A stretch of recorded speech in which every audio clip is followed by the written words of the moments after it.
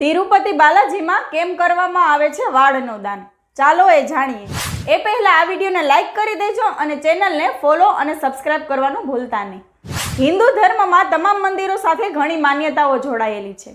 તિરુપતિ બાલાજી સમગ્ર વિશ્વમાં એક એવું મંદિર છે જ્યાં લોકો તેમના વાળ દાન કરવા અથવા તેમના વાળ કપાવવા આવે છે. આવો જાણીએ તેની પાછળની પૌરાણિક માન્યતા વિશે. ભારતમાં ઘણા પ્રાચીન મંદિરો છે. આમાંના કેટલાક મંદિરો તેમના રહસ્યો માટે જાણીતા છે. કેટલાક મંદિરો એવા છે જે પોતાની અનોખી પરંપરાને કારણે દુનિયાભરમાં પ્રખ્યાત છે.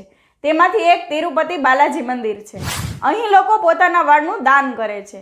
એવું માનવામાં આવે છે કે આ મંદિરમાં વાળનું દાન કરવાથી વ્યક્તિની તમામ મનોકામના પૂર્ણ થાય છે અને દેવી લક્ષ્મી પણ પ્રસન્ન થાય છે અને આશીર્વાદ આપે છે. દંતકથા અનુસાર ભગવાન બાલાજીની મૂર્તિ પર ઘણી કીડીઓનો પહાડ રચાયો હતો, જેના પર દરરોજ એક ગાય આવતી અને તેને દૂધ આપીને જતી રહેતી. જ્યારે ગાયના માલિકને આ વાતની જાણ થઈ તો તેણે ગુસ્સામાં આવીને કુહાડી વડે ગાયને મારી નાખી, જેના કારણે બાલાજીના માથામાં ઈજા થઈ અને માથાના વાળ ખરી પડ્યા. તિરુપતિ બાલાજીની માતા નીલાદેવીએ પોતાના વાળ કાપીને બાલાજીના માથા પર મૂક્યા, જેના કારણે દેવના માથા પરનો ઘા રૂઝાવા લાગ્યો.